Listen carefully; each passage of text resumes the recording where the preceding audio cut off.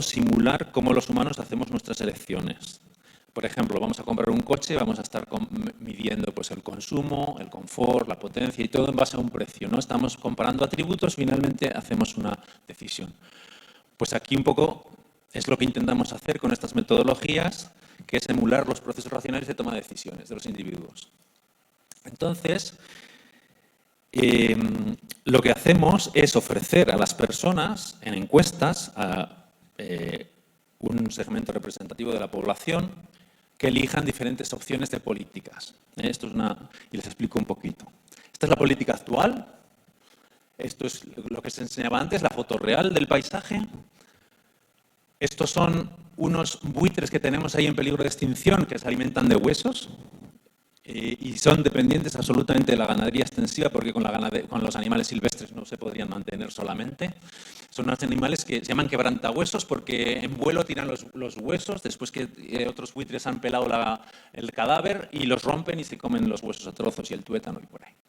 Tenemos una media de 4 incendios al año en esta zona, 4 productos de calidad y este es el coste real que la sociedad en Aragón, que es de donde yo procedo, está pagando en medidas de desarrollo rural y agroambientales en lo que se denomina Pilar 2 de la Política Agraria Común. La Política Agraria Común, que es la única política común europea que tenemos y la más importante en cuanto a presupuesto. Así pues, este es el escenario que tenemos. Y nosotros les damos 2 opciones políticas. Esta es una opción de abandono en el que el paisaje se cierra, disminuye la biodiversidad, aumentan los incendios, se dejan de producir algunos de estos alimentos de calidad, pero pagas menos en tus impuestos. O una política de desarrollo sostenible, podríamos decir, en donde el paisaje es más abierto, hay más biodiversidad, menos incendios, más productos para elegir y también hay que pagar un poquito más. Lo que se hace es que se combinan estos atributos, en diferentes niveles de cada uno de estos atributos, una combinación aleatoria para tú presentar diferentes opciones a las personas. Y entonces llegamos a saber lo que se denomina la disponibilidad a pagar, en euros, en este caso por persona y año, la disponibilidad a pagar para cada uno de esos servicios de los ecosistemas.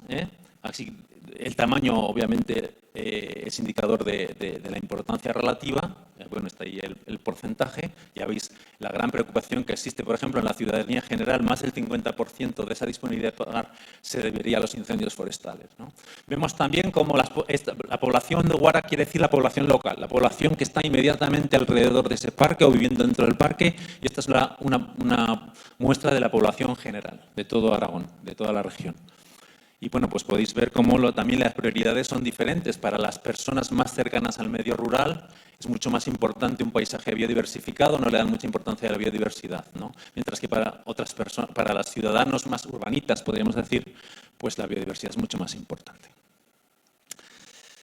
Aquí está el nivel de apoyo actual que les decía antes. Así pues, parece que hay como un gran margen para que si no para pagar más, porque no sería necesario, sí reorientar las políticas agrarias y dejar de dar tanto dinero a la renta, podríamos decir, a ayudas directas a los productores y más en función de estos servicios públicos que nos dan a toda la sociedad. Y otra cosa que también nos ha sorprendido, y esto también se ha producido en los 3 casos, en Noruega, en Italia y en España, donde algunas de las cosas que han salido son comunes. Aquí tenemos los escenarios que les planteábamos, el escenario actual, el de abandono y el de sostenibilidad para las 2 poblaciones, la población aragonesa general, más urbanita, podemos decir, la población más rural. Y podéis ver aquí cómo aquí estaría la disponibilidad a pagar para cada uno de esos atributos de un escenario de mayor sostenibilidad, pero como podéis ver aquí como que la pendiente es mucho más intensa en escenario de abandono. Esto se llama disponibilidad a aceptar. Es decir, hay un gran rechazo de la sociedad y también de la sociedad en general, también de las zonas rurales, hacia el abandono. Ese problema tan grande que tenemos de abandono de sistemas tradicionales de producción, la sociedad lo está percibiendo como un grave problema. ¿Vale? Bueno, pues hasta aquí era la parte que les quería comentar de cómo valorar los bienes públicos de la ganadería ligada al pastoreo. Y ahora me quedan unos minutos para hablarles entonces de energía. Voy a ir un poco más rápido para que me dé tiempo a concluir. Energía con M, ¿vale? Y les defino un poquito qué es esto de la energía. Y esto haría referencia a la reducción de la utilización de insumos. Antes hemos hablado de cómo valorar sí, el capital natural, y ahora vamos a hablar ese primer principio de la economía circular. El segundo principio era la reducción de insumos, ¿no? En este caso, no van a ser insumos materiales, sino insumos energéticos. Entonces, la agricultura, bueno, hay muchas definiciones de agricultura, pero una de ellas puede ser que es una actividad mediante la cual los humanos canalizamos energía renovable, energía solar fundamentalmente, en productos que soportan nuestro welfare, nuestro bienestar. Es una de las múltiples definiciones. Entonces, la energía de energía es una especie de huella de carbono, es la misma metodología que la huella de carbono, es un análisis del ciclo de vida del producto. Es decir, la huella de carbono te dice, por ejemplo, las emisiones totales de CO2 equivalente de 1 kilo de tomate o 1 kilo de cordero, pues aquí sería un poco la energía necesaria para producir 1 kilo de tomate o 1 kilo de cordero. Además, las expresan diferentes cualidades energéticas involucradas en los procesos de producción en una unidad energética que se llama energía solar equivalente. Bueno, estos son tecnicismos, no los vamos a explicar. Bueno, identifica la eficiencia de utilización de diferentes fuentes energéticas y la sostenibilidad de acuerdo al origen y la renovabilidad. Ahora lo vamos a ver un poquito con los resultados que nos salen de estos estudios. De manera que la energía es la energía directa e indirecta embebida en un producto o servicio, considerando las diferentes calidades energéticas involucradas y expresándose es decir, diferenciando si la energía de origen es renovable o no renovable, por ejemplo, que es un aspecto fundamental. Así pues, se trata es un esquema simplificado de una explotación ovina mixta, ovina cereal, que es el sistema arquetípico en las condiciones mediterráneas españolas. Desde hace muchísimos años ha sido un sistema mixto cereal-ovino. Ese es el sistema agrario más tradicional que existe en España. O existía, porque está en franco retroceso, porque la agricultura mixta, cultivos, ganadería, está en el franco retroceso, pues yo diría en todo el mundo. Bueno, se trata de contabilizar los recursos locales renovables, los recursos locales no renovables, la energía, los materiales comprados y los servicios comprados, y todo en unidades energéticas, y cómo esto se pasa al producto, bien sea de cultivo o animales, o cómo exactamente. Y luego hay una pequeña parte que se disipa aquí. Bueno, vamos a verlo. Una cosa muy importante. Antes les he hablado de las diferencias sistemas de producción tienen consecuencias muy diferentes, ¿no? Pues vamos a ver aquí 3 sistemas reales de ovino. Los 3 producen cordero, 1 kilo de carne de cordero, por ejemplo, indiscriminado. Sin embargo, son sistemas muy diferentes. Tenemos un sistema de pastos de montaña donde toda la cosecha, que es muy poca, se dedica al ganado. Sistema mixto integrado de cereal en el que también toda la cosecha, pero es de mayor dimensión, se dedica al autoconsumo del ganado, y un sistema parcialmente integrado, bastante más grande en dimensión, en el que el 35 se pasa, creo que es para autoconsumo, y el 65 es para venta. Exacto, que lo veo bien desde aquí. Entonces, si bien todos producen lo mismo, son sistemas muy diferentes. Aquí tenemos la importancia del pastoreo y de estabulación en días al año, ¿no? Y vemos cómo este sistema está prácticamente pastoreando todo el año, mientras que este solo está pastoreando el 25% de la duración del año. Y los usos de recursos también muy diferentes. Este está muy dependiente de los pastos naturales. Este sería más bien cultivos forrajeros, praderas y otros cultivos forrajeros, y este, que está ligado a ecosistemas más cerealícolas, sobre todo utiliza, en este periodo del año donde está pastoreando, utiliza sobre todo rastrojos. Rastrojos, supongo que se sabe lo que son, es la hierba que crece después de la cosecha del cereal. Y es un recurso estratégico muy importante en la alimentación del ovino allá en España. Así pues, el mismo producto, pero 3 sistemas totalmente diferentes. Del sistema más extensivo, que quizás sea el más similar al que tienen ustedes aquí, más ligado al pasto, sistemas un poquito más intensificados, sobre todo también aquí la intensificación en España se mide mucho en partos al año, ¿no? Esto sería un sistema de 1 parto al año. Estos pueden ser sistemas de 3 partos en 2 años o 5 partos en 3 años. Se está intensificando el manejo reproductivo, generalmente siempre incorporando más insumos externos. Un poco ese es un buen indicador de intensificación, es el manejo reproductivo de la explotación.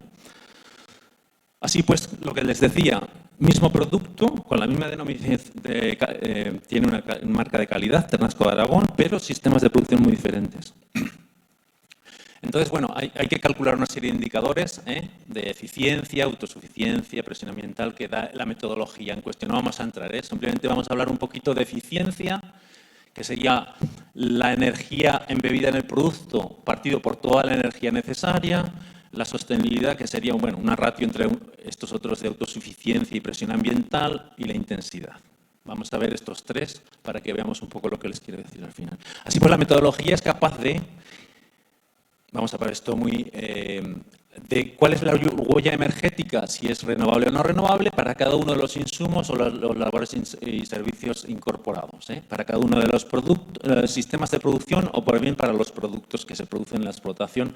Vamos a ver su huella, la cantidad de energía para cada kilo que se produce y su composición. Pero vamos a verlo un poquito para la carne de cordero aquí, en esta gráfica, en la que vemos la energía necesaria para producir 1 kilo de carne de cordero. Entonces, el tamaño del círculo es la energía, o sea, a mayor círculo, mayor energía necesaria para producir el mismo kilo de carne de cordero. Vemos como los sistemas extensivos pues necesitan mucho más que los intensivos. Pero aquí tenemos el porcentaje de contribución de recursos locales renovables a la producción de ese kilo. De manera que, en este caso, estamos a un 60% de la energía está producida de manera local y es energía renovable, mientras que los sistemas más industrializados necesitan una energía menor para producir 1 kilo de cordero, pero solo el 26% de esa energía es renovable.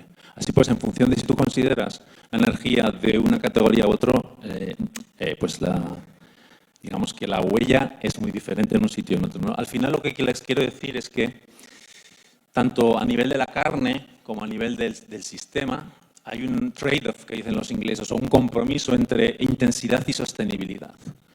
A mayor intensidad, menor sostenibilidad, y viceversa, y también con la eficiencia.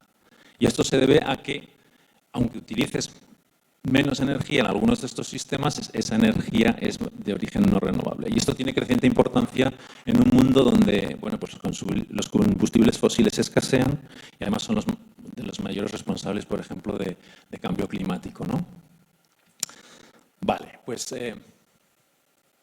me quedan 5 minutos, voy muy bien, así que vamos a pasar ya un poco a las conclusiones y algunas recomendaciones o algunas consideraciones personales al final, ¿no? Que también van muy en línea con lo que ya se ha dicho antes. Bueno, un poco para los mensajes para llevar a casa, que suelen decir los ingleses. Simplemente 4 cosas que reducen un poco las ideas principales que les quería decir yo aquí, ¿no? Los sistemas ganaderos y agrarios en general pueden ser multifuncionales. No todos lo son, porque los sistemas muy intensivos, por ejemplo, de broiler u otros, no son capaces de proveer servicios, bienes públicos a la sociedad. Y entonces, incluso esos que acabo de mencionar, pues producen externalidades negativas. Entonces, unos y otros son muy diferentes.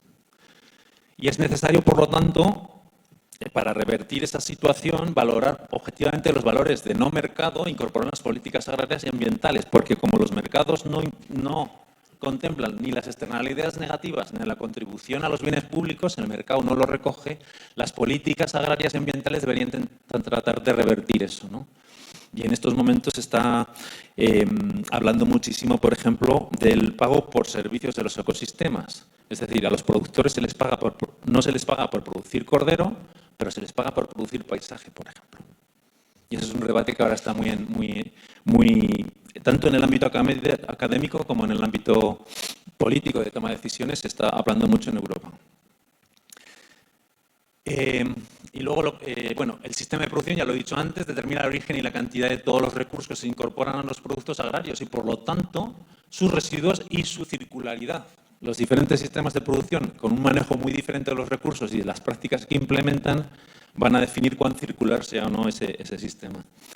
Y, esto también es un poco de perogrullo, pero la intensificación, que puede entenderse como el mayor uso de recursos no renovables para obtener mayores producciones y menores espacios de tiempo y pues generan más producto por unidad de energía, en este caso empleada, o energía, mayor eficiencia, es decir, más con menos, pero tienen una menor autosuficiencia, son más dependientes del exterior y un mayor estrés ambiental y, por lo tanto, contribuyen a una menor sostenibilidad.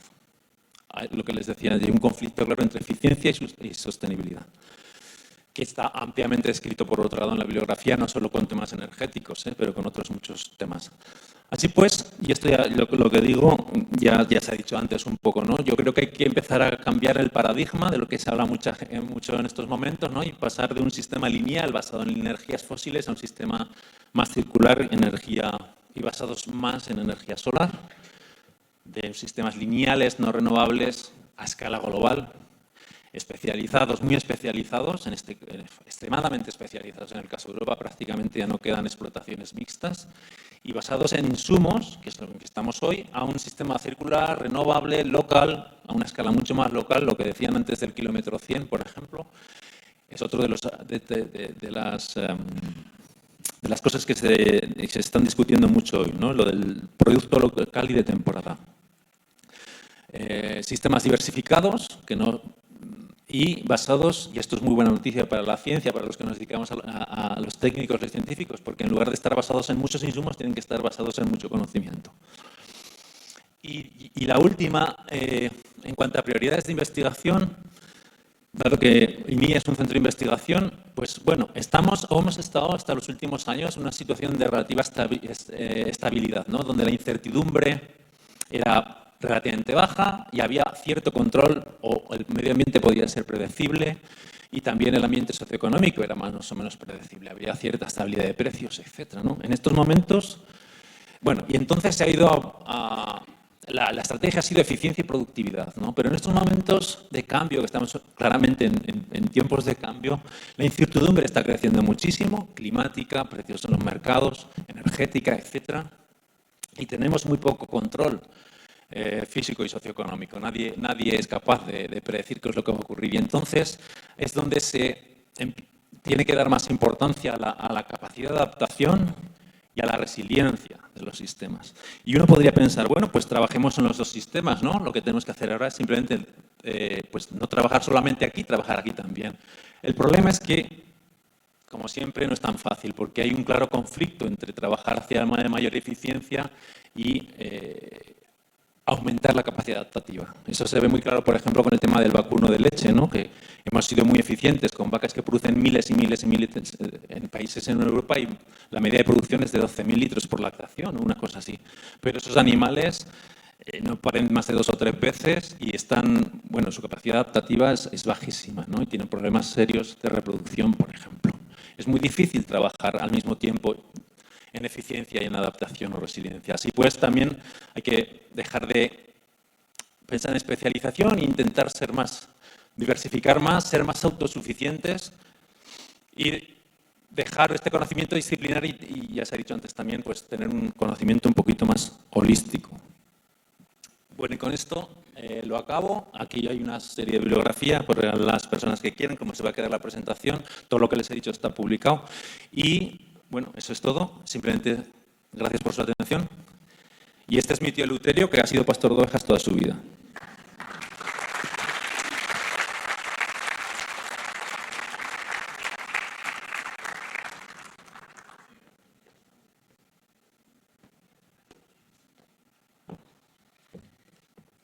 Agradecemos a Alberto por su presencia, igual como a los diferentes expositores que han estado, ya sean locales, nacionales e incluso extranjeros. Tenemos que informar que nuestro último expositor, lamentablemente por motivos de salud, no pudo viajar. Sin embargo, él quiso estar presente en este gran seminario internacional de Economía Circular 2019 y nos envió su presentación a través de un video que transmitiremos a continuación. Pero primero quiero contarles que Jaime Izquierdo es licenciado en Ciencias Geológicas de la Universidad de Oviedo y desde el año 1983 trabaja como empleado público en medio ambiente, ecología publicada y desarrollo territorial. Promovió la creación del Servicio Municipal del Medio Ambiente en el Ayuntamiento de Langreo, que dirigió hasta el año 1989. Ejerció como asesor del presidente del Principado de Asturias, como jefe del Servicio del Desarrollo Rural y jefe del Departamento Tecnológico del Servicio Regional de Investigación del Desarrollo Agroalimentario. Es escritor de varios medios de comunicación, conferencista habitual y autor de varios libros referentemente ensayos sobre temáticas rurales y de desarrollo territorial. Ha sido distinguido en numerosos premios y reconocimientos y actualmente es coordinador de asuntos ambientales en la Consejería de Medio Ambiente del Gobierno de Asturias. Con un fuerte aplauso quiero por favor que recibamos, porque él no quiso estar ausente a pesar de su estado de salud, a través de un video. Él está presente en este seminario internacional Economía Circular 2019, Jaime Izquierdo. Un fuerte aplauso.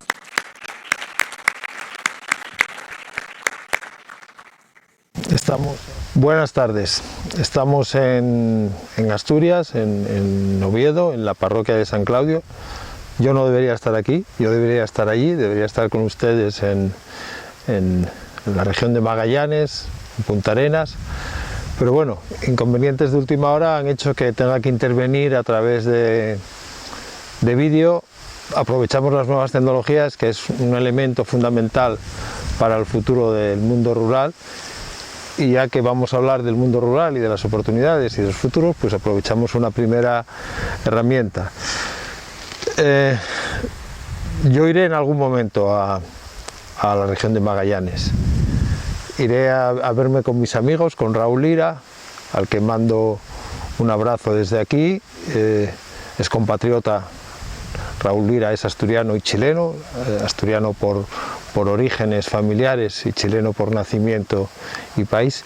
Y a Erwin, al que conozco de relación epistolar y que quedó comprometido en que nos veamos allí, o que se venga él también a Asturias. La idea, cuando me propusieron venir a estar con ustedes en una charla, decidí no estudiar nada de la región, a pesar de que puede parecer un contrasentido. Uno debería estudiar la región a la que va, pero prefiero más una aproximación inicial virgen, es decir, con muy pocos conocimientos de Patagonia y de la región de Magallanes, porque pensaba que en la primera aproximación, si iba virgen, me iban a surgir observaciones que quizá, si ya hubiera estudiado algo, no me hubieran surgido. Esto lo hice en Panamá hace muchos años. Cuento la anécdota porque tiene su interés. Hace unos años me invitaron a Panamá a un encuentro para hablar con líderes indígenas. Yo no sabía nada de Panamá y le pregunté a un amigo qué sabía de Panamá, y lo que me dijo fue: yo de Panamá sé poco, lo único que sé es que por ahí pasa el canal de Suez. Con lo cual demostró saber de Panamá bastante menos que yo. Bueno, yo de Magallanes sé casi tanto como mi amigo de Panamá, ¿no? Pero ya digo que esa aproximación tiene cierto interés. Antes de entrar en materia con lo que me gustaría contarles, voy a hacer unos preliminares sobre 3 historias que creo que tienen interés. Ustedes tienen un topónimo en la región que se llama Bulnes, parece que es Puesto Bulnes o Fuerte Bulnes, ¿no?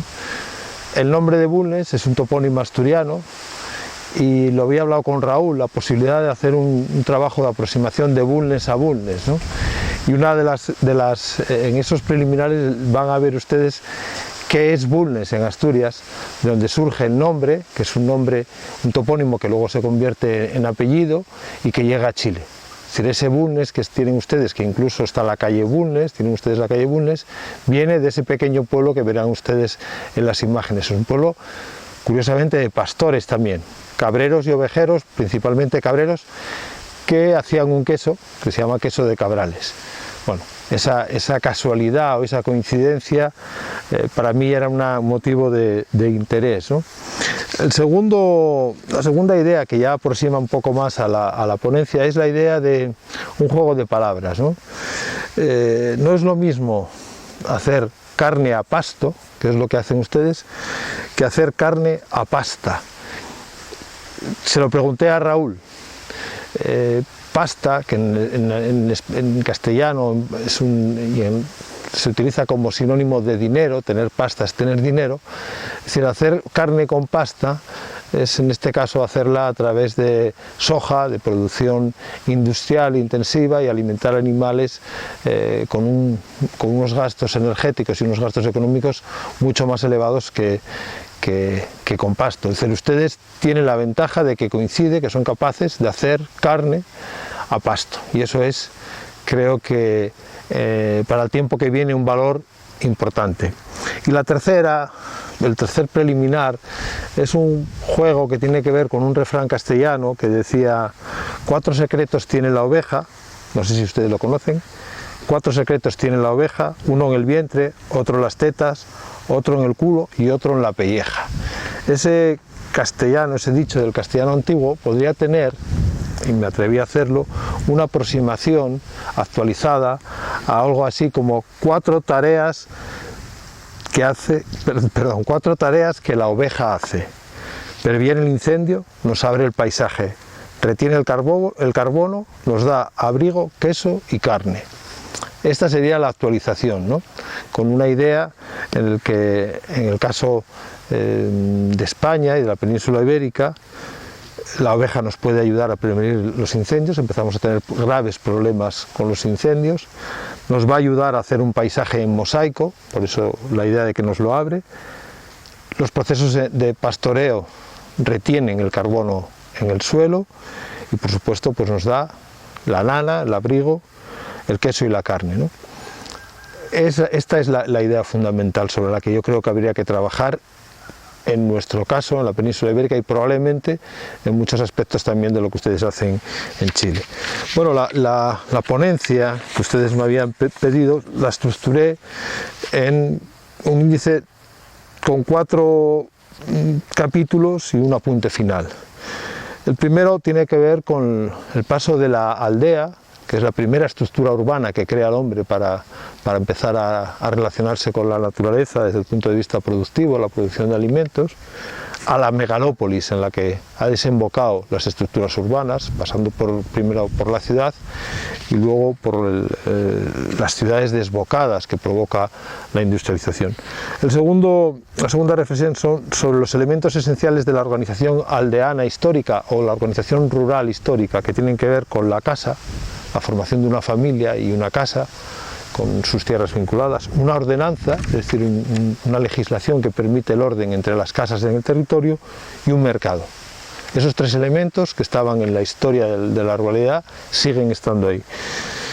La tercera es: ¿qué le pasa al mundo si perdemos la ruralidad que sabía gestionar el territorio? Yo creo que si perdemos esa ruralidad y todo el mundo se convierte en una estructura urbana o una estructura de agricultura intensiva, vamos a perder el propio mundo. Y la cuarta idea, o el cuarto tema es la aldea postindustrial o el mundo rural postindustrial, hacia dónde podría caminar. Y luego haremos unos apuntes finales. La primera aproximación que quería hacerles es un rápido discurrir sobre la historia de la aldea, del origen de la aldea, hasta que se convierte en una megalópolis.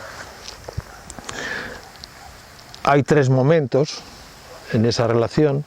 El primero es el nacimiento de la ciudad por implosión rural. Las ciudades crecen o nacen como consecuencia de una implosión de pequeñas aldeas que se reúnen y generan una centralidad para reunirse y para hablar de cuestiones que les afecten en común. Y la primera función es una función religiosa. Se reúnen ahí para relacionarse con el cosmos. La ciudad que nace así adquiere una segunda función, que es la función política, que es, digamos, la de ordenación del territorio. Después las ciudades empiezan a relacionarse entre ellas y por eso aparece la ciudad comercial. De la ciudad comercial llegamos a la ciudad industrial y ahí se produce un segundo hecho fundamental. La ciudad industrial va a provocar algo desconocido, va a provocar la inflexión entre lo rural y lo urbano. Por primera vez, y además se ha producido muy recientemente, va a haber más gente viviendo en ciudades que en el campo. Y lo último que le pasa a la ciudad es que explota y lo que manda son fragmentos, metralla al campo. Todos los comportamientos que hay en lo rural no son ya netamente rurales, sino que son muchas veces comportamientos urbanos en el campo, ¿no? Y este es un poco el resumen de lo que sucede desde que creamos una aldea para organizar la producción a la situación actual.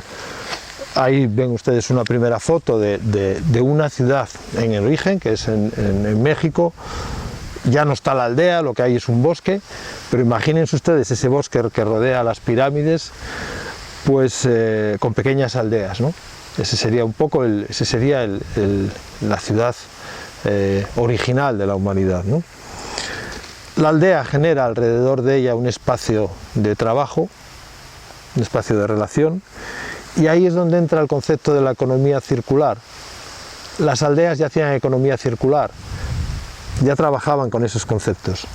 Por tanto, cualquier aproximación a la economía circular debe reconocer que hubo un germen de trabajo y de pensamiento y de organización en la aldea, que funcionaba en esa clave, ¿no?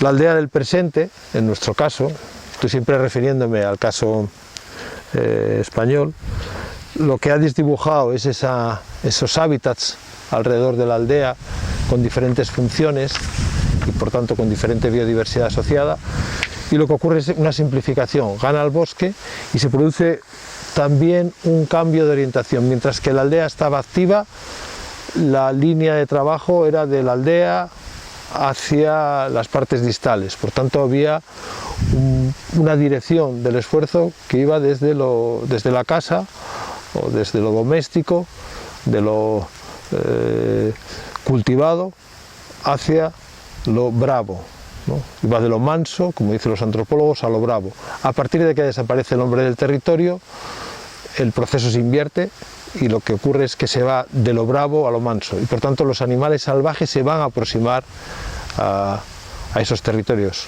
a los territorios habitados. La pequeña ciudad preindustrial de Salisbury, que podía tener esa trama, pues se convierte, tras la industrialización, en una aldea donde ya empiezan las chimeneas, los bloques de las viviendas son mayores, y por último desencadenamos en una ciudad megalopolitana, de las que abundan tanto en nuestro mundo. El segundo punto que íbamos a tratar es precisamente el que tiene que ver con los elementos de la organización campesina histórica. La aldea o la gestión rural del territorio, y si lo ejemplificamos en la aldea, es en realidad una especie cultural en peligro de extinción. Casi siempre advertimos sobre el peligro de extinción sobre las especies de la biología, pero yo creo que hay que empezar a hacer advertencias sobre las especies de la cultura, y la aldea es una especie de la cultura que está en peligro de extinción. Es por tanto una pequeña estructura urbana, se podría definir así, organizada para vivir en simbiosis con la naturaleza a través de la biotecnología, la energía circular, la economía circular y el aprovechamiento combinado de las energías renovables. Todos estos conceptos ya eran en la aldea, no tenían ese nombre, pero ya eran.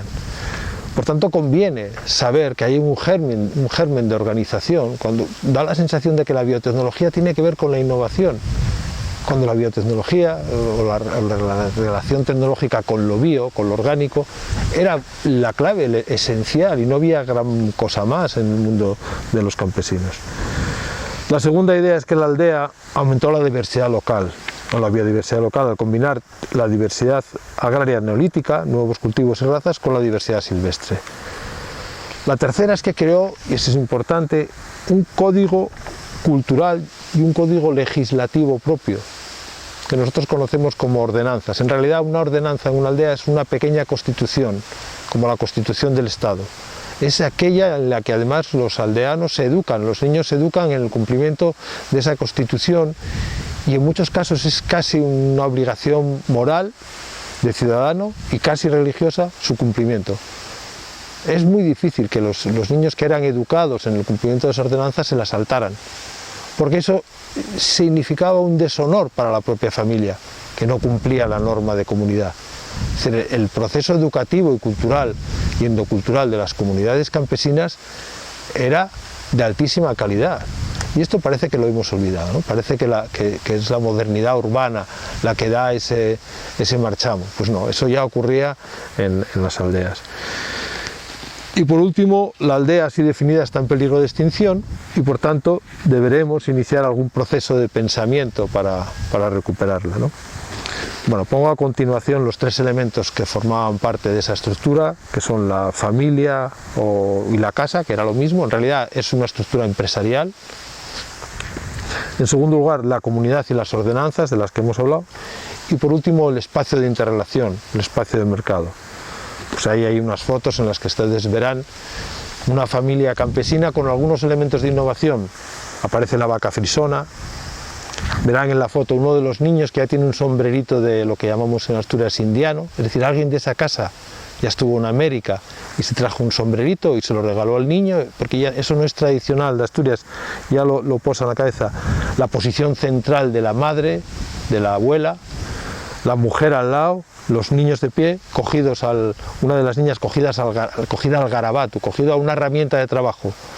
La infancia es una infancia de trabajo y de formación para ser campesinos, pero con mucha práctica. Los niños empiezan a trabajar con tareas menores, pero empiezan a trabajar prácticamente a los 5 o 6 años, ¿no? Si ahora hiciéramos eso, seríamos acusados de maltrato en la infancia, ¿no? La siguiente foto es una foto de una reunión, de una asamblea. Observarán, son hombres, en concreto están discutiendo sobre la traída del agua, en la que van a tener que trabajar y están poniéndose de acuerdo. Pero si se fijan, solo hay hombres. Es decir, están los cabezas de las casas al frente en la reunión vecinal, es una asamblea del Parlamento, ¿no? Y por último, el espacio de mercado, ¿no? Bueno, esa estructura, esa forma de organización generaba una estructura también de biodiversidad asociada, que pueden ustedes ver. A medida que era más compleja la acción en la aldea, las tasas de biodiversidad silvestre eran mayores también, ¿no? Y esto parece que se nos ha olvidado, ¿no? Bueno, por último, un par de fotografías que quería presentarles de los paisajes netamente campesinos de Asturias. En este caso son 2 estructuras de ganaderos, ¿sí? Uno es en Somiedo, la primera es en Somiedo y la segunda es en Lena. Bueno, ¿qué pasa si perdemos la aldea? ¿Qué le pasa a la humanidad? No es un tema menor. Casi siempre se habla de los grandes problemas de la humanidad, se habla del problema del Ártico, se habla del problema del cambio climático, pero no hablamos de estructuras urbanas que sabían manejar naturaleza. ¿Qué pasa si ocurre eso?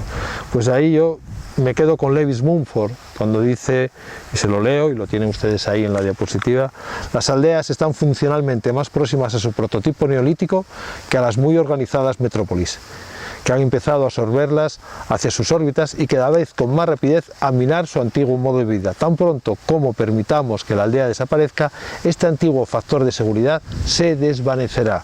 Y subrayo, la humanidad todavía tiene que reconocer este peligro y eludirlo. Es decir, la humanidad todavía tiene que reconocer, o sea, todavía no estamos ni en el proceso de conocimiento, tenemos que reconocer, ¿no? Es curioso que a veces hay que reconocer y luego conocer, ¿no? Aunque parece que reconocer es conocer 2 veces, ¿no? Tenemos que reconocer ese peligro y eludirlo. ¿Qué ocurre o por qué deberíamos empezar a tomar nota con este asunto? Pues porque empezamos a ver las evidencias de la desaparición del mundo campesino alrededor de la ciudad. Aquí en la ciudad de Oviedo, en este territorio que ven ustedes a mis espaldas, tenemos problemas con los jabalíes. En la medida que los campesinos han entrado en regresión, ese espacio ha sido ocupado por los jabalíes, que utilizan la ciudad como lugar de asalto por las noches, ¿no? Y ahí pueden ver ustedes algunas fotos. Pero hay una muy significativa, que es este muchacho que se está haciendo un selfie y los jabalíes ni se mueven, ni se mutan, los coches pasan por detrás. Hay una especie como de aceptación, ¿no? del problema.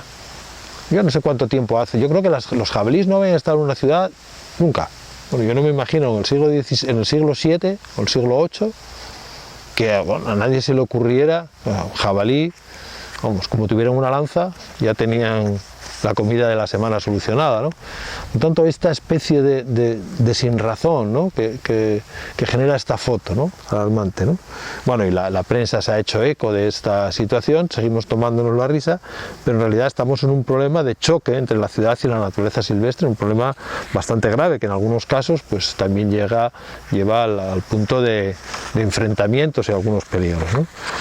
El otro riesgo, precisamente, de la falta de abandono, del abandono campesino, del manejo de la biomasa que va creciendo alrededor de la ciudad, es la producción de incendios forestales. La nueva generación de incendios forestales en Europa, en Portugal y en España, nos lleva a situaciones de peligro para la propia ciudad. Ahí hay una foto, especialmente hay una foto de la ciudad de Funchal. Es una ciudad en una isla portuguesa, en la isla de Madeira, donde se provocó un incendio forestal que estuvo a punto de entrar en la ciudad, entró en la ciudad y estuvo a punto de arrasar la ciudad. La ciudad de Funchal estuvo a punto de ser arrollada por un gran incendio en el verano de 2016. Cuando hablamos de educación ambiental en la ciudad, no estamos hablando de educación campesina, de economías circulares, del conocimiento campesino, no, nos dirigimos a los niños con los animales salvajes. Esta es una foto que me llamó la atención, ¿no? Un curso que había de educación ambiental en un colegio en Oviedo, en el que salen los niños acariciando un lobo que tiene el hombre más cara de pena que si estuviera preso, ¿no? Un lobo no se puede acariciar, eso deberían decirse a los niños. Un lobo es un animal salvaje al que tenemos que respetar, con el que tenemos conflicto, al que tenemos que decirle hasta dónde puede ir, que tenemos que cazar y controlar en ocasiones cuando se pone la cosa complicada, pero no es un animal para acariciar. Los animales que acariciamos son los animales domésticos, y así todo hay una gradación. No es lo mismo el perro, el gato, la gallina o el cerdo, es decir, con cada animal establecemos un código de trabajo y una relación, ¿no? Por tanto, es decir, a niños que viven en una ciudad rodeados de elementos inorgánicos, que no conocen nada de los elementos orgánicos y encima ahora están en lo virtual, no creo que lo más aconsejable sea que se pongan a acariciar a un lobo, ¿no? Porque luego llegamos a la conclusión de que los niños no saben ni lo que es una vaca, ¿no? Y así vamos, ¿no? Es decir, yo creo que la idea de que tenemos que regresar a un cierto origen o una relación natural con el entorno o cultural, creo que está en la cabeza de todos.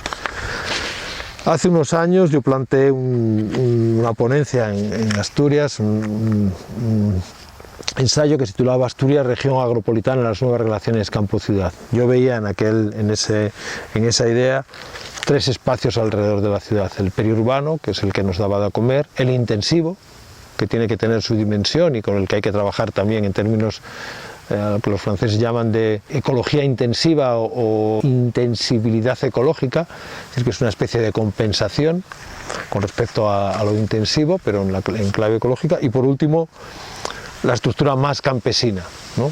Los territorios más campesinos, donde la cultura campesina tiene una suficiente impronta para manejar el territorio. Esos tres espacios alrededor de la ciudad son los que pueden servirnos para establecer una nueva relación en una sociedad que camina hacia lo postindustrial. Y el campo o la aldea tiene en ese contexto el papel casi de solución tampón. Esa gráfica en la que se ve que por una parte el campo, cuando choca con la ciudad o cuando se aproxima a la ciudad, lo que está generando es una agricultura urbana que alimenta directamente a la ciudad, y cuando se va a las zonas más distales lo que está ocurriendo es que hace una agricultura campesina que sabe relacionarse con la naturaleza silvestre, y la aldea o el campo está en el medio. Ese es un poco el valor que tenemos con estos espacios o con estas culturas del territorio, ¿no? Antes lo decía, la aldea, y ahora lo repito casi en un listado, la aldea es una estructura protourbana que funciona en términos de biotecnología, creó una estructura compleja de relaciones sistémicas entre los subsistemas ecológico, cultural, social y económico, funciona en régimen de economía circular, se mueve con energías renovables, produce alimentos a través de procesos agroecológicos, produce biodiversidad doméstica, facilita hábitats de interés para la biodiversidad silvestre y es sostenible a lo largo del tiempo. La aldea en la sociedad postindustrial, habíamos visto cuáles eran los requisitos o cómo era la estructura histórica de la aldea. En la sociedad postindustrial tiene que cumplir tres requisitos: dignidad, comunidad y funcionalidad. Dignidad entendido como la posibilidad de satisfacer las 5 categorías de las necesidades humanas. Alguien que viva en el campo tiene que tener la posibilidad de satisfacer las necesidades humanas, no puede ser un ciudadano de segunda. La segunda idea es la de comunidad.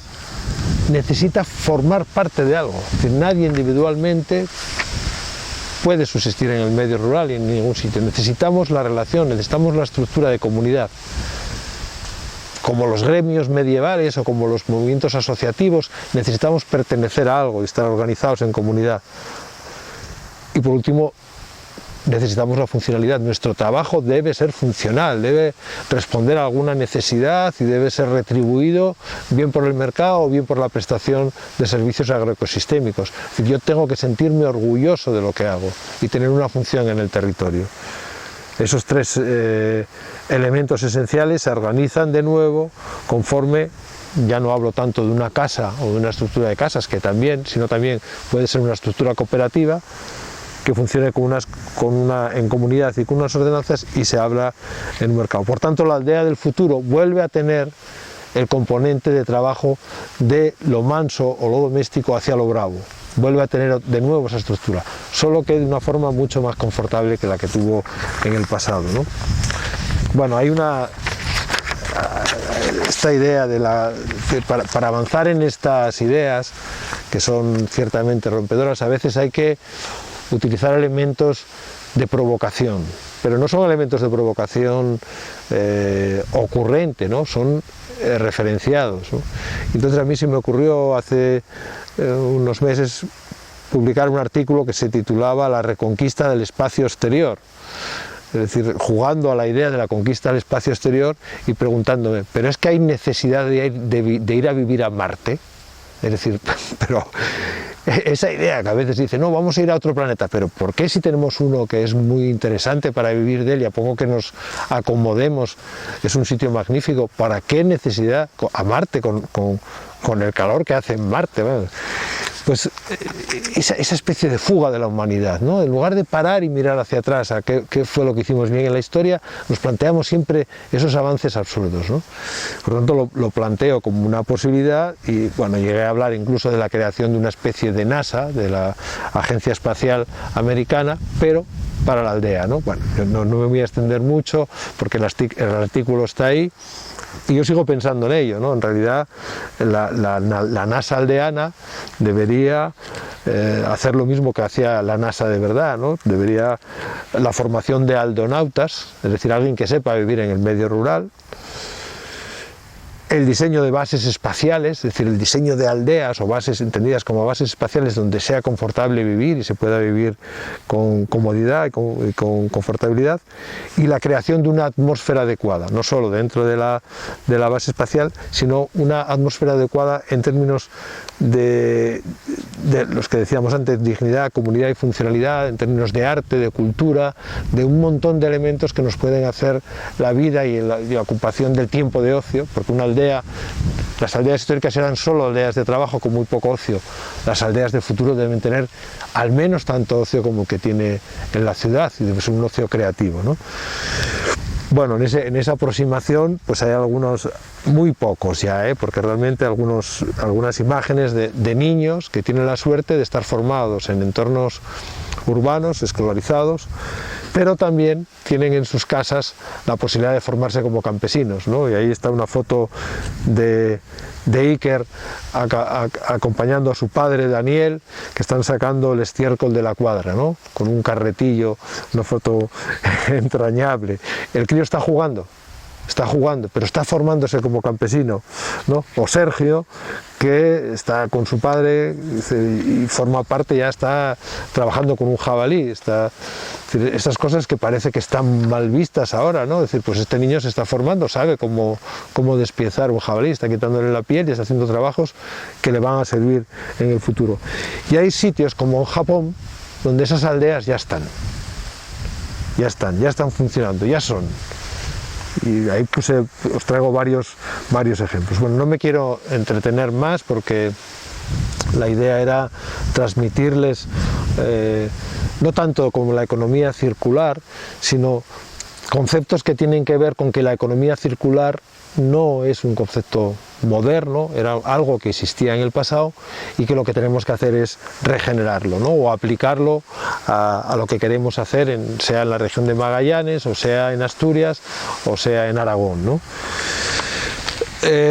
Si ustedes quieren indagar más sobre todas estas cuestiones de carácter general, pues ahí me permito incorporar algunos libros: La conservación cultural de la naturaleza, Asturias región agropolitana, que les comenté, La casa de mi padre, que es un un ensayo sobre un hipotético regreso a una aldea para recuperarla. Y por último, un libro que está, pues yo creo que en los próximos días va a salir, que es precisamente una reflexión amplia sobre dos conceptos: el de la ciudad agropolitana, la ciudad que se hace responsable con el campo, y la aldea cosmopolita, la aldea que se hace responsable de la naturaleza, en sentido muy amplio, de la naturaleza doméstica, de la naturaleza silvestre local, pero de la naturaleza de la biosfera también. La aldea que es capaz de retener CO2 en el suelo y generar y hacer cuidado de la tierra, ¿no? En sentido amplio. Bueno, como apunte final, dos cuestiones, ¿no? La evolución del hombre. Ahí aparece una nueva generación de cyborg que sin llegar a este nivel de tener una antena que te salga de la cabeza, no sé si por razones médicas es entendible, pero hay implantes ya por otras cuestiones, sin llegar a esa exageración, lo cierto es que nuestra generación es bastante cyborg ya, ¿eh? Los críos, esta generación de niños que tienen poca relación con lo rural, se manejan en dos universos paralelos que son desconocidos, eran desconocidos. Uno es el presencial, es el que tienen inmediato, pero otro es el virtual. Y nosotros no lo conocíamos. El mundo virtual ahora en los niños es un mundo casi tan importante como el real. Y en cualquier caso están cada vez más lejos del mundo orgánico. Esa advertencia sobre la separación del hombre de su condición orgánica, de su condición de ser natural, era algo que habían advertido pues no solo Lewis Mumford, sino también Konrad Lorenz y muchos pensadores cuando advertían del problema de una humanidad que solo se relaciona con elementos inorgánicos. Es que no solo no hemos solucionado eso, sino que hemos dado un paso más y ahora somos inorgánicos y virtuales, ¿no? Cada vez nos alejamos más de esa condición natural, ¿no? Y por otra parte está Pepe, que es un vecino precisamente de una aldea que está ahí al fondo, con el que yo hablo a menudo cuando salgo a pasear por la campiña. La idea final con respecto a lo que toca a la relación con el mundo rural manejado por los campesinos es que podemos aspirar a dos imágenes: la imagen de un rebaño haciendo paisaje, formando parte de la complejidad del ecosistema o del agroecosistema, o la imagen de un incendio forestal porque de repente toda la acumulación de biomasa que tenemos ahí explota, ¿no? Y esa es una cuestión sobre la que conviene recapacitar. Parte del futuro de la humanidad va a estar en esa forma, en la nueva forma en que lo relacionemos con el campo.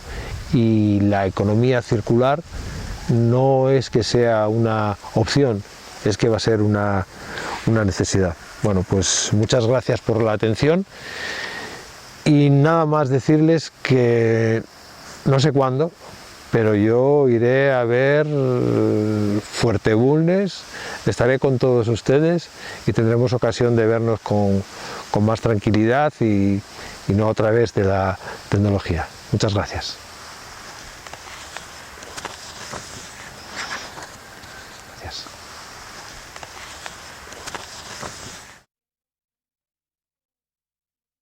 No pudo estar, pero nos quiso quedar ajeno a algo tan importante. Dentro de su temática, creo que nos quedó bastante claro algunos conceptos, y en especial el realce del campesino, el deber, el trabajo, el rescatar, donde muchos de ustedes que están ligados a este mundo saben que en Magallanes incluso es bastante áspero poder realizar este oficio o profesión.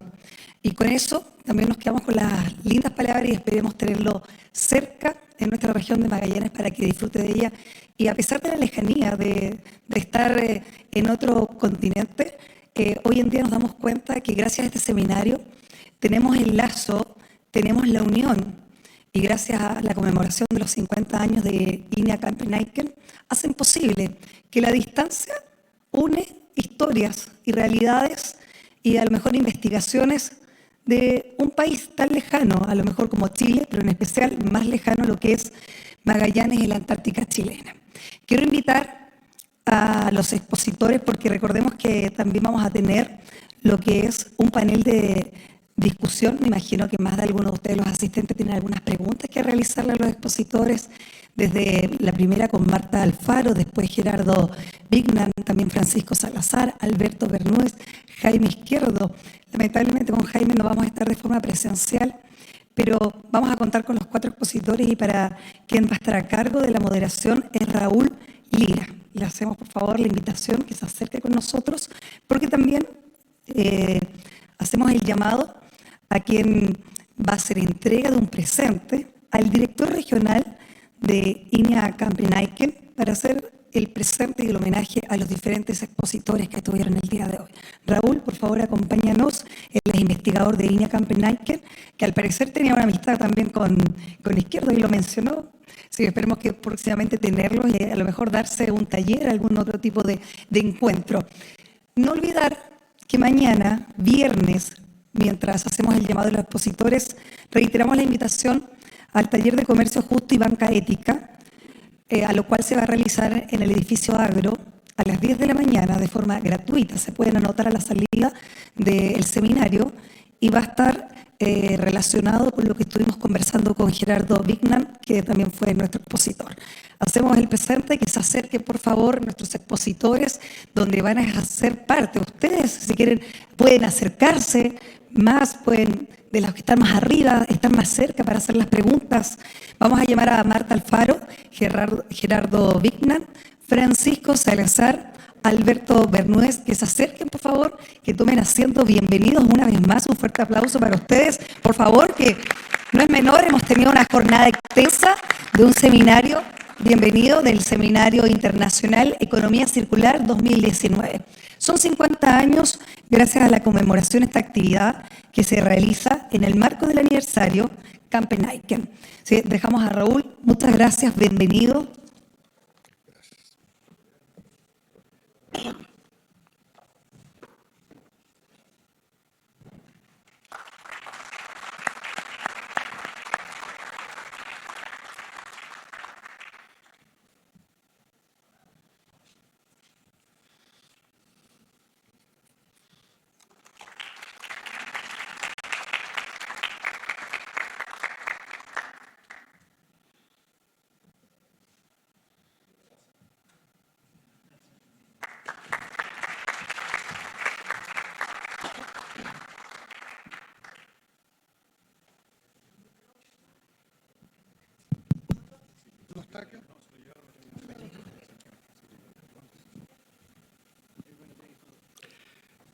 Bueno, sabemos que ha sido una jornada extensa, pero queremos creer también que ha valido la pena y agradecemos el que todavía estén presentes a esta hora. Lamentablemente Marta Alfaro tuvo que marcharse, tenía que viajar y no pudo estar presente hasta el final, como estoy seguro hubiera querido. Vamos a hacer un breve redondeo final de unos poquitos minutos y después ofrecer la palabra por si alguien tiene algunas preguntas. Pero yo quería comentarles, me han pedido que haga de moderador de esta jornada de cierre, probablemente porque soy el más viejo de la estación, no por otra razón. He vivido, ahora calculaba, un 60% de los 50 años de INEA, porque acabo de cumplir el 1 de octubre 30 años en Campenaiken.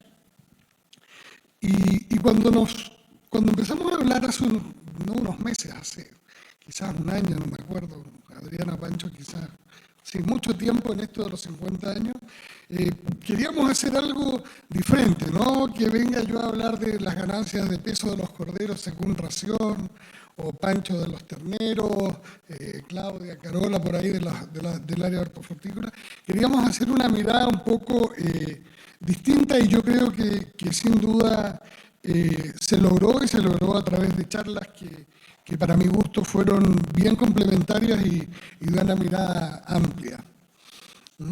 Y también cuando estábamos empezando la jornada veía el video y nosotros en esa vorágine de avanzar cada día muchas veces no nos damos el tiempo de pensar en lo que hemos hecho, en lo que hemos aportado a nuestra región. Y cuando vi el video de los 50 años, dije, al verlo editado, cuando te presentan eso, me parece que sí hemos hecho muchas cosas. Yo por lo menos me quedé con ese buen sabor. Bueno, vamos a hacer una rápida pasada porque hay cosas que son bien transversales a las diferentes charlas. Primero quiero destacar los datos duros que nos entregó Marta Alfaro sobre los gases de efecto invernadero, que es un aspecto que a mí me parece muy importante cuando estamos pasando por tiempos de mucho cuestionamiento a la ganadería, cuando estamos pasando por momentos de llamados a no comer carnes y esas cosas. Me parece que es importante poner el dato duro sobre la mesa, y eso sin duda nuestra compañera Marta Alfaro lo hace, y lo hace muy bien. Y eso yo creo que hay que agradecerlo, y nos aterriza en una situación que podemos discutir con información clara. El tema del cambio climático y como lo ligó Marta con la economía circular, sin duda es de mucha importancia. Y para la zona austral es la buena noticia, aunque quizás una mirada un poco mezquina, que va a ser la única, o sería la beneficiada con el cambio climático, y en eso nosotros tenemos que ser capaces sin duda de ver oportunidades. Y como planteó Marta, me quedé con una frasecita por ahí, que estamos ante una nueva agricultura que involucra nuevos desafíos, y también quiero destacar esa mirada que posteriormente la hizo Gerardo, ¿no es cierto?, de esa mirada colectiva para arreglar una situación mundial en que estamos pasando. Aquí tiene que haber un esfuerzo individual y colectivo, y un cambio, ¿no es cierto?, en la mirada cultural, que nosotros tenemos que avanzar más en eso.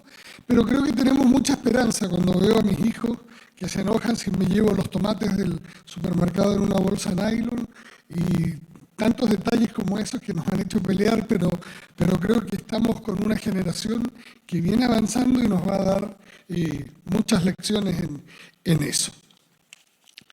Bueno, la presentación de Gerardo, muchas gracias también, Gerardo, muy interesante, muy ameno además. Me gustó el tema, ¿no es cierto?, de tener la ética tras el negocio, tan importante, por Dios, ¿no? Y esas cadenas de valor sostenible, ¿ya? El bien común con rostro humano, o sea, la mirada colectiva también, que coincide con la mirada que había dado Marta anteriormente. Yo quiero agradecerle a mi colega y amigo de muchos años, Pancho Salazar, porque en su presentación del uso de residuos animales y agroindustriales nos dio una clase práctica de hombre que está con los pies en la tierra, y en la tierra, en el planeta Tierra, pero también en la tierra, en el potrero. Así que muchas gracias, Pancho, porque esas aplicaciones prácticas me parecen muy interesantes, y esa mirada de reciclar nutrientes ligada con la economía circular. Y también quedo con el pensar o repensar circular, como vino en tu mensaje. Alberto, gracias también por acompañarnos hoy día. Costó, pero salió, y ya está pronto al sueño de las Torres del Paine. Nos enseñó también hoy día Alberto que tenemos sistemas muy diferentes, sobre todo sociopolíticamente con Europa, pero sin duda nosotros tenemos que mirar para allá, ¿no? Nuestra mirada tiene que ser para adelante y no hacia adentro. Nos dejó claro también que la agricultura hace poco aporte al cambio climático en términos porcentuales.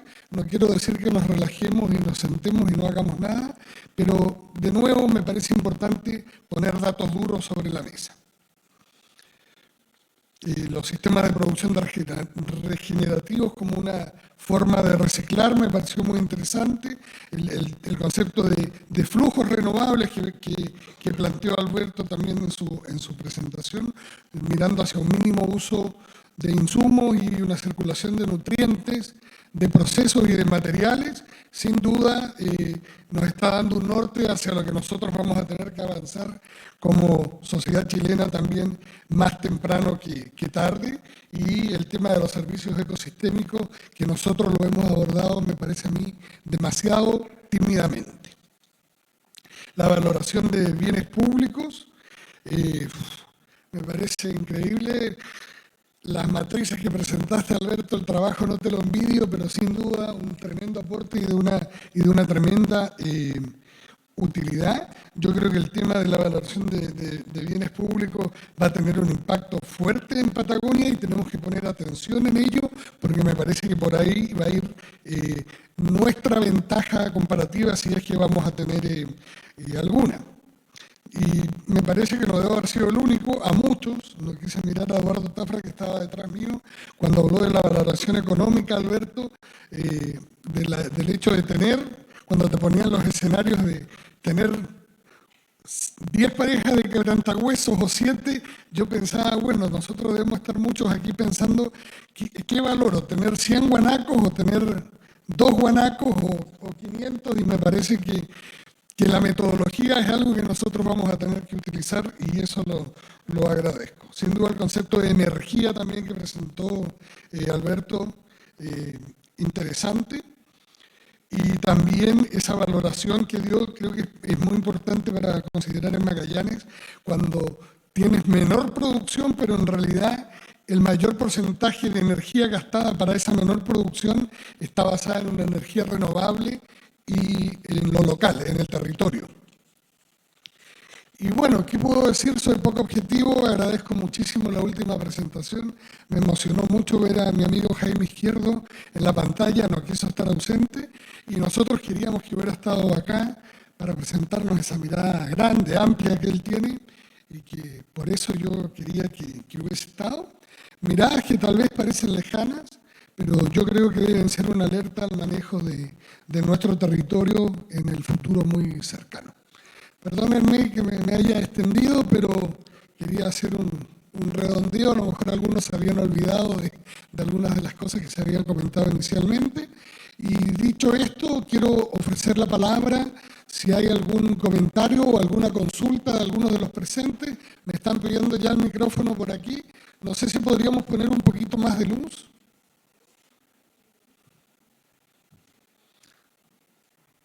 Si puedes dar tu nombre, por favor. Hay que encenderlo. No, está apagado.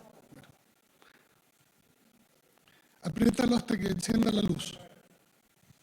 ¿Aló? Ahí sí. Buen día, excelentes presentaciones. Soy Antonio Sekic, abogado de aquí de la ciudad. Voy a aprovechar a hacer una pregunta, pero triple, a cada uno de los presentadores. A Francisco, excelente presentación. Me gustaría saber un poco más que se especifique, por ejemplo, en la separación de residuos en forma manual y con químicos. Entonces, me quedaba la duda la separación con químicos. ¿Cuáles químicos se utilizan? Si esto en cuanto a costo conviene. ¿Hay algo práctico que saber en cuanto a esto? Porque los químicos realmente uno prefiere manual, pero no sé mucho sobre el asunto de separación de residuos químicos. En cuanto a Alberto, preguntaría en cuanto al elemento del nitrógeno, que está ya se muestra en escala roja en este caso, sobrepasando los niveles. ¿Esto va a ser asumido por la naturaleza o qué medidas, por ejemplo, habrá que adoptar para bajar esos niveles? Y al último expositor, se me olvidó el nombre. Sí, excelente concepto, principios, fascinante. Me gustaría saber si la oposición que tuvo con algunas personas y cómo afrontó esa situación con sus principios, o sea, cómo ellos se opusieron realmente, o hicieron, intentaron obviar su situación, o sea, lo que estaba planteando, o cómo usted lo tomó y cómo superó eso en ese sentido. Y al último expositor me hubiera gustado preguntarle igual sobre las aldeas, porque ¿qué hacen con los animales silvestres? Porque las aldeas crecen y los animales no quedan con más espacio, entonces ¿qué medidas hubieran podido tener? Pero no está en este momento. Ya eso sería. Gracias. Vamos en el mismo orden que hizo las preguntas, ¿les parece? Francisco, después Alberto y finalmente Gerardo. Sí, primero, gracias por la pregunta. En general, para algunos residuos o algunos materiales orgánicos que se generan, hay que hacer algún tipo de tratamiento. Ahora, yo no soy experto en tratamiento, pero lo que se ve, digamos, normalmente tratamientos con floculantes que permiten separar la fase sólida y líquida. Y eso puede ser a través de productos químicos o a través de temas físicos, mallas y otro tipo de cosas. Ahora, lo que yo quise traspasar más es el concepto, digamos, de que también hay que pensar qué es lo que se está utilizando, digamos, en qué productos se están aplicando, porque podría ser un producto muy barato, como el cloruro férrico, que es el que más se utiliza para separar fase sólida y líquida, pero si uno piensa que después ese lodo va a ir a hacer una aplicación al suelo, a lo mejor no es el más adecuado y habrían otras alternativas. Y eso se está utilizando indistinto de la industria, industrias en mataderos, en procesadoras de leche, en industrias, por ejemplo, de algas, también se utilizan métodos estándares que han venido con la cultura que tenemos de generar finalmente un desecho que va a ir a disponerse en un lugar. Entonces tenemos que, de nuevo, repensar nuestro sistema para decir qué es lo que utilizo, que sea, a lo mejor me puede ser un poco más caro, pero me va a dar más alternativas de reutilización.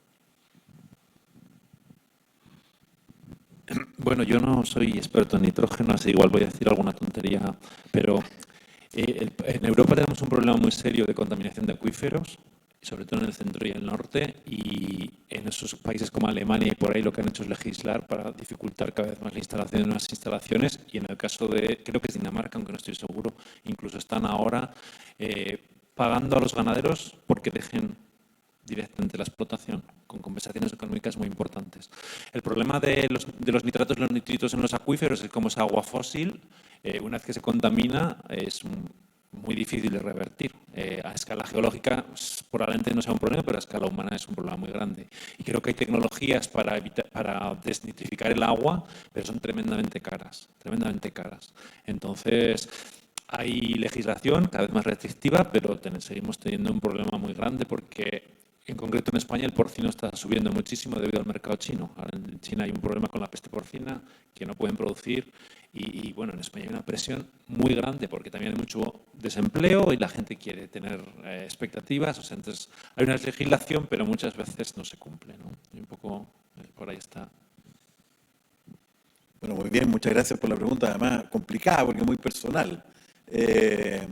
Sí, hubo cierto grado de bullying, digamos, de parte de amigos, eso es lo más duro, digamos, cuando viene más externo uno ya se relaja un poco, pero amigos que te dicen, oye, no te metas en esto, no tiene sentido, qué cosas más raras, en fin.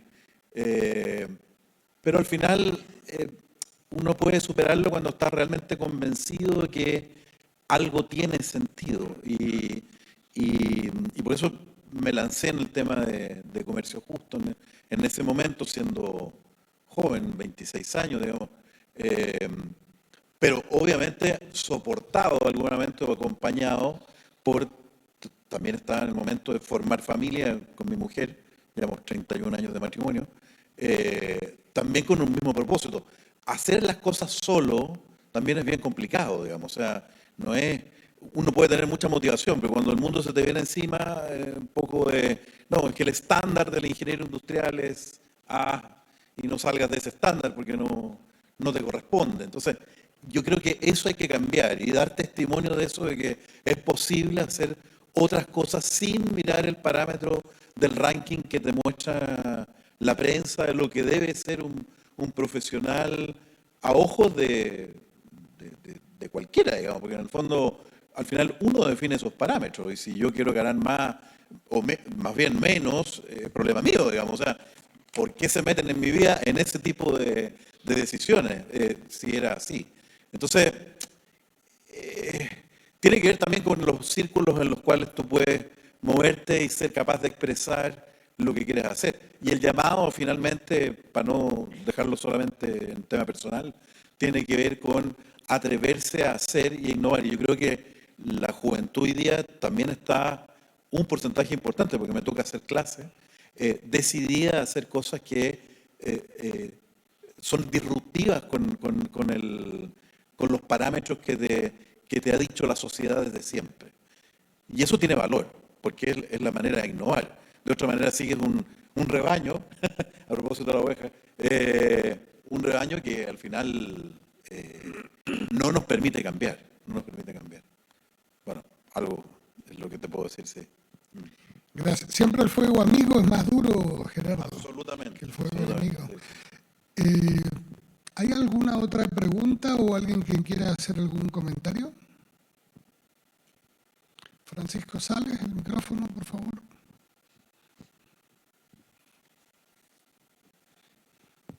Gracias. Bueno, primero agradecer a todas las posiciones, la verdad que fueron espectaculares. Y tengo una pregunta para ti, Gerardo. ¿Qué valor le das, ya que tenemos aquí empresarios, tenemos productores de distintos sectores, a la asociatividad como valor dentro de todo este nuevo concepto que tú estás tratando de integrar, de transmitir? ¿Y cuál crees tú que es el apoyo que hacen distintas agencias de financiamiento que podrían aprovecharse de mejor forma para poder abordar esta nueva forma de economía, forma de hacer negocio? Sin duda. Yo creo que tocas un tema muy central. La asociatividad hoy día es la forma, por eso la fuerza que ha tomado la economía colaborativa, o sea, colaborar para resolver problemas comunes, encontrarse, co-construir soluciones en común. Por eso que surge muy fuertemente hoy día el impulso al cooperativismo. Desde el mismo Ministerio de Agricultura se está incentivando la generación de nuevas cooperativas y hay facilidades para hacer nuevas cooperativas, pero hay un punto muy importante. No es hacer asociatividad por hacer asociatividad. Esto es como el matrimonio. Perdonen que salgo como medio cura yo, pero al final, en el fondo, para poder asociarse y que la asociatividad tenga sentido, esto es lo mismo que el pololeo. En definitiva, tienes que pololear antes, conocerse antes, para poder llegar a determinar si realmente queremos trabajar en conjunto. Hubo experiencias en los últimos años, por ejemplo, algunos programas de fomento, en fin, que incentivaban la asociatividad, pero mucha gente se asociaba solamente por el dinero que iba a obtener con el proyecto. Y se acababa el dinero y se acabó la unión entre los asociados. Entonces yo creo que un paso previo es juntarse, ver si queremos trabajar en conjunto y comprometerse luego, por eso que hago el símil con el matrimonio, o sea, nadie se casa hoy día sin haber pololeado. Eso ocurría en la Edad Media, en fin, pero ahora ya no funciona, no podría funcionar, creo. Entonces, tomar conocimiento de cada uno, saber hasta dónde queremos comprometernos, cuáles son nuestros intransables, y si con eso queremos continuar, perfecto, y nos comprometemos. Sellamos un acuerdo de compromiso de largo plazo. Podrán haber problemas después, por cierto, pero muchas veces nos asociamos solamente porque hay un incentivo corto y después no queda nada, y por lo tanto es un recurso mal gastado finalmente. O sea, muy importante la asociatividad, pero no surge la noche en la mañana. Hay un conocimiento previo que hay que hacer para fortalecerse. Y a partir de eso, una vez fortalecido, se multiplican los resultados. Se multiplican. Las experiencias cooperativas que hay hoy día exitosas, como Colún, por ejemplo, son experiencias de un grado de compromiso muy profundo de parte de los cooperados en términos generales. Entonces, ahí hay un valor, la preparación para, sí. Gracias, Gerardo. Eduardo Tafra pide el micrófono, por favor, Beatriz. Gracias. Solo un comentario respecto de los cuadros, los tres cuadros de la energía, en el cual sale muy favorecido el primero por la producción extensiva y la dependencia de la energía del sol, y muy castigado el intensivo porque la energía es sucia. Pero en este mismo país ya hay un cambio notable. El 20% de la energía eléctrica hoy día es de origen solar, y va a llegar a tener prácticamente el 80 o 90% en energías renovables. Cuando esa fracción de energía del cuadro intensivo ya no sea sucia y sea limpia, evidentemente ese es el cuadro que gana. O sea, la tendencia del mundo va a lo intensivo, no a lo extensivo. A menos que a lo extensivo le paguen el ambiente, le paguen el valor ecológico o lo que fuera. Quería escuchar algún comentario sobre eso. Sí, tiene razón. La metodología no es tan complicada, pero sí que es capaz de identificar la fuente de origen de la energía y asignarla si es renovable o no. O sea, eso, la metodología lo recoge. El problema de la energía eléctrica de origen renovable es que, por ejemplo, el transporte es en el 90 y tantos % es dependiente de energía fósil, hoy por hoy. Y toda la maquinaria agrícola, no hay tecnología ahora desarrollada para que funcione con electricidad. Y la agricultura, después del transporte, es el segundo sector más dependiente de la energía fósil. Creo que está estimado como alrededor del 80% de toda la energía que utiliza la agricultura es de origen fósil. Así que usted tiene razón, hay una fuerte de tendencia hacia la electrificación, sobre todo del vehículo particular y tal, pero yo creo que estamos lejos de poder pensar que en la agricultura moderna, hoy por hoy, se puede hacer todo con electricidad, sobre todo porque la maquinaria no es posible, vamos. Pero bueno, que la tendencia es hacia allí, está claro, está claro. Y, por lo tanto, cambiará un poco la huella energética en función de cómo se utilice esa. De todas maneras, también quiero decir una cosa, es que esta metodología también, por ejemplo, recoge la manera de utilizar el suelo. De manera que si tú estás utilizando con la agricultura que tú necesitas para alimentar los animales, si ese suelo estás manteniendo la fertilidad, no tiene un impacto energético. Pero si tú con la agricultura industrial estás deteriorando el suelo, contabiliza los equivalentes de energía solar necesarios para recuperar ese suelo y, por lo tanto, tu huella energética es muy superior. O sea, es una herramienta que recoge todos los procesos alrededor de la agricultura y los mide en julios solares, julios energéticos solares. O sea, no solamente es el consumo energético, es también el uso de los suelos, etcétera, etcétera. ¿Alguien más? ¿Una consulta? Micrófono, por favor. Gracias. Bueno, agradecer igual la experiencia que tuve de acompañarlos y quería consultarle algo, Gerardo. ¿Se puede crear un consumidor consciente? Porque hablando de las buenas prácticas y también del taller que va a estar mañana, de alguna u otra forma todos somos consumidores en algún momento de algún producto. Nos dejamos guiar por los instintos. Hablabas tú de algunas marcas reconocidas, solo como ejemplo, que hoy en día en Chile están presentes. Chile es un país de consumidores. Hoy en día podemos generar, ya con tantos años, con la experiencia que tú llevas con estos consumidores conscientes. Sí, yo creo que sí, estoy convencido, en la medida que las organizaciones y las empresas productoras son capaces de comunicar adecuadamente lo bien que hacen, las cosas que desarrollan bien para el medio ambiente, con sus trabajadores, con el entorno, con las comunidades, etc. En la medida que lo puedan comunicar adecuadamente, funciona mejor. El ejemplo de Colún el año pasado, con un fuerte debate, ¿no? Watts, que combatió un poco a Colún por el hecho de ser cooperativa y tener determinados beneficios, hizo que mucha gente empezara a percibir, bueno, pero ¿por qué lo combaten? Que es una cooperativa. Y ahí empezó a haber más información sobre eso y Colún lo aprovechó, y el tipo de avisaje y de marketing que tienen ahora es muy distinto al que había hace 20 años, que eran los niños dando vueltas y mi mamá me va a manejar Colún y somos hermanos, ¿se acuerdan de eso? Ustedes eran muy chicos.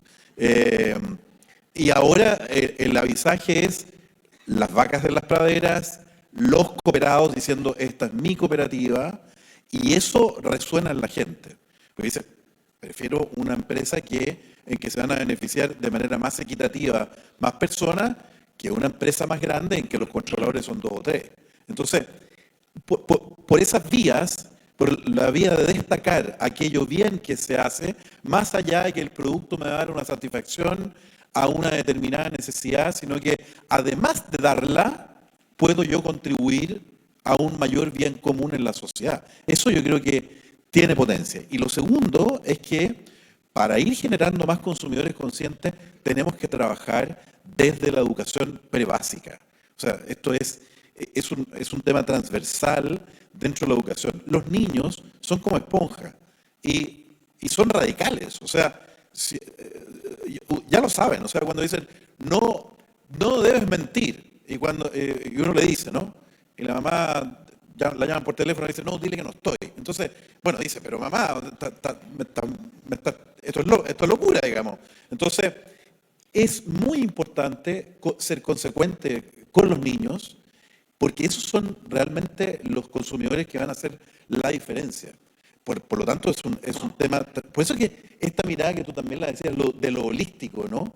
Es tan importante. O sea, no podemos seguir compartimentalizando la formación, sino que tenemos que generar formaciones más integrales, saber lo que hacen los otros, de manera tal de poder integrarlo, y en la educación más básica, poder integrar estas normas más bien de civilidad, de vivir en comunidad y de respetar el medio, que es tan importante, y los niños son los primeros en captarlo y después no cambian de hábito.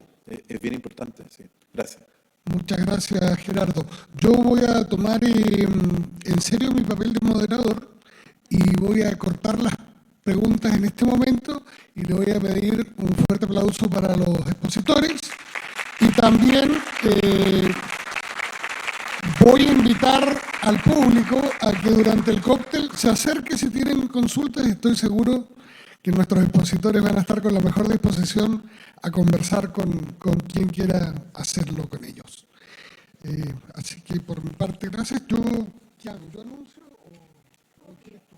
No, yo dejo aquí mejor a la maestra de ceremonias. Gracias. Muchas gracias, Raúl. Bueno, hemos llegado prácticamente al fin, pero como hablábamos que este seminario internacional de la economía circular 2019 es gracias a la conmemoración y en el marco de los 50 años de INEA Campenaiken. Queremos, por favor, pedirle a don Francisco Sales, quien es el director regional de INEA Campenaiken, que nos entregue unas palabras ya para el cierre de este seminario. Muchas gracias.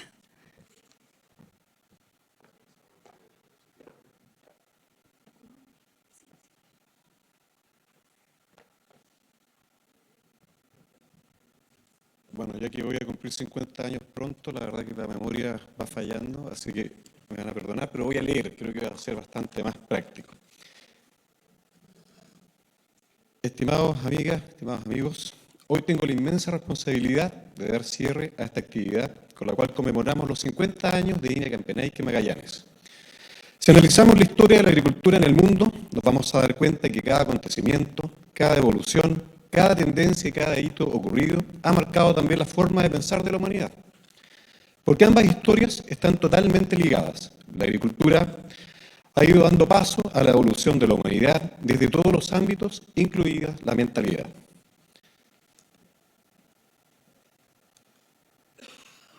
Los primeros agricultores fueron transfiriendo de generación en generación sus descubrimientos y sistemas de manejo del agro, y cada generación le fue agregando una innovación. Ya en décadas más recientes, la investigación científica dirigió las líneas de trabajos hacia la máxima productividad. A veces, hay que decirlo, no con las mejores técnicas ni resultados. Pero hoy nos encontramos aquí, nuevamente, tratando de volver a lo natural, a respetar los procesos, siendo ambientalmente amigables en nuestra manera de hacer las cosas, aprendiendo a reciclar, aprendimos las 3R, por lo menos una, y a estar en contacto con la tierra, algo que se estaba perdiendo.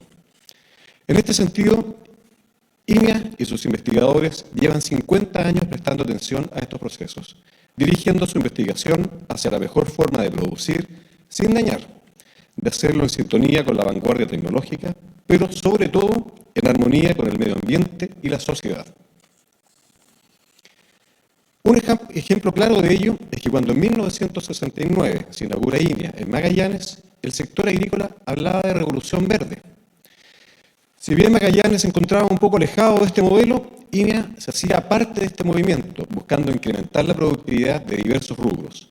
Los trabajos realizados por Campenaiken en la evaluación de pastizales que abarcaron toda la región, la evaluación de variedades, la introducción de nuevas forrajeras y un sinfín de iniciativas permitieron mejorar la productividad regional, siempre con la mirada de ir manteniendo su condición de sistema extensivo, acorde a los procesos de cada sistema. Luego, en los años 80, ideales como apertura económica y globalización nos hablaban de exportación y de innovación para alcanzar nuevos mercados. En esos años, INEA ya trabajaba en genética, introducción de nuevas razas, esquila preparto, uso de invernaderos, entre otras, y se sentaban las bases para la generación de opciones que mejorarían las exportaciones de los rubros tradicionales. Luego, las señales vinieron de los consumidores, que empoderados marcaron las tendencias de los mercados, las palabras orgánico, sustentable, saludable, tomaron en esos días fuerzas, lo que continúa hasta hoy día. Entendiendo esa nueva realidad, iniciativas que buscaron aumentar y diversificar la producción de hortalizas sanas, libres de pesticidas, la recuperación de lo regional, como por ejemplo el cultivo de papas libres de enfermedades, calafate, salsa parrilla, entre otros, así como estudios de calidad de carne de corderos y bovinos que las identificaron como alimentos funcionales, permitieron posicionar nuestros alimentos entre consumidores cada vez más exigentes. Actualmente, los jóvenes, la comunidad científica, la sociedad en su conjunto, nos hablan del cambio climático, nos hablan de economía circular y nos piden que actuemos con celeridad para poder soñar con un mundo donde poder vivir en armonía y sintonía con la naturaleza, sin perder de vista los orígenes. Atendiendo a esta solicitud, INEA se ha encargado de elaborar iniciativas que apuntan a un desarrollo sustentable de la ganadería, del sector hortícola y del uso de los recursos naturales. De ahí la relevancia de este seminario de economía circular, que es una respuesta a los requerimientos actuales de la sociedad y la forma en que INEA ha querido ser un aporte a la comunidad. ¿Cuáles serán los desafíos a los próximos años? Están seguramente asociados al uso más eficiente del agua, al riego, al comercio justo, a la resiliencia, calentamiento global, entre muchas otras coyunturas a las que debemos anticiparnos. Estamos seguros que INEA Campenaique, tal como lo ha realizado en estos 50 años, tendrá la capacidad para adaptarse, generar la investigación e innovación necesaria para dar respuesta a los desafíos y seguirá siendo un actor fundamental en el desarrollo de Magallanes y, más importante, de su gente. Agradezco a todos los que nos acompañaron hoy, autoridades, productores, a las agencias quienes a lo largo de estos 50 años nos han apoyado a través del financiamiento, especialmente al FIA, que hizo posible esta actividad, a la COP25, auspiciadora de este evento, a la Municipalidad de Punta Arenas, a nuestros expositores que hoy nos muestran que es posible hacer diferentes las cosas, y a las empresas que con sus stands que nos presentaron hoy día afuera nos confirman que es posible hacer economía circular en Magallanes. Pero con especial cariño quiero agradecer a todo ese equipo humano que ha hecho posible a través de estos años y que hace posible hoy día el poder soñar con un Magallanes sostenible y productivo. Me refiero a todos aquellos que trabajaron y trabajan en INEA a nivel regional y nacional. Para ellos mis saludos, mi reconocimiento y un gran abrazo. Muchas gracias a todos.